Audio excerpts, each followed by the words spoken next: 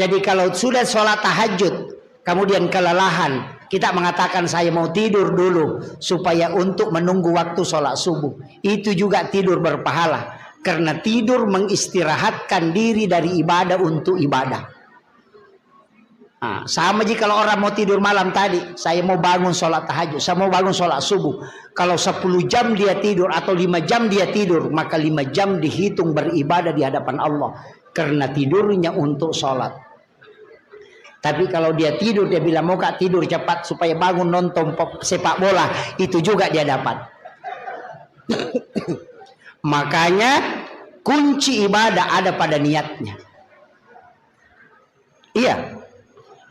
Kemudian puasa, sujud terakhir, sholat tarawih terakhir, niatkan memang untuk tarawih tahun depan, itu sudah jalan pahalanya. Ketika kita niatkan untuk berzakat tahun depan, pada saat kita berzakat, itu pahalanya sudah jalan.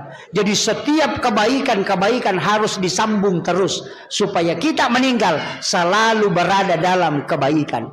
Itulah umatnya Rasulullah, umat yang terbaik. Kenapa? Karena tidak terlepas dari kebaikan-kebaikan. Karena dia cukup niatkan, itu sudah nyambung terus.